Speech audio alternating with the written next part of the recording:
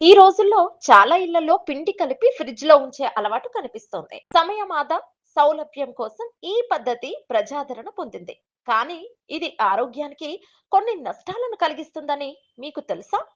Fridge లో ఉంచిన పిండి, దానితో చేసిన రొట్టెలు తినడం వల్ల జీర్ణ వ్యవస్థపై మాత్రమే కాకుండా మొత్తం శరీరంపై కూడా ప్రతికూల ప్రభావం పడుతుందని వైద్య నిపుణులు సూచిస్తున్నారు.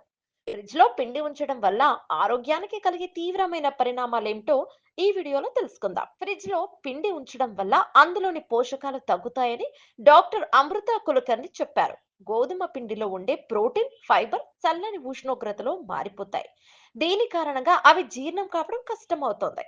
దీని ఫలితంగా కడుపు ఉబ్బరం, గ్యాస్, అజీర్ణం వంటి సమస్యలు వస్తాయి. దీంతో పాటు పిండి రుచి, ఆకృతి మారిపోతుంది.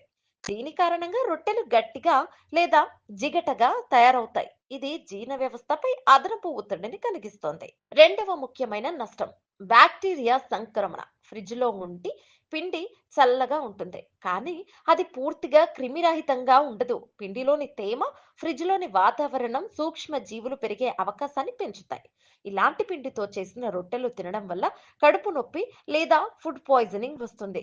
ముఖ్యంగా పిండిని 24 గంటల కంటే ఎక్కువసేపు ఫ్రిడ్జ్ లో ఉంచితే ఈ ప్రమాదం పెరుగుతుంది. ఫ్రిడ్జ్ లో ఉంచిన పిండిలో ఉండే స్టార్చ్ రిట్రోగ్రెడేషన్ కారణంగా మారుతుందని డాక్టర్ అమృత కులకర్ణి చెప్పారు.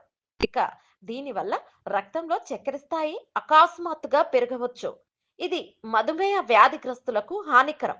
కాబట్టి తాజా పిండి రొట్టెలు మాత్రమే ఆరోగ్యానికి ఉత్తమ ఎంపిక.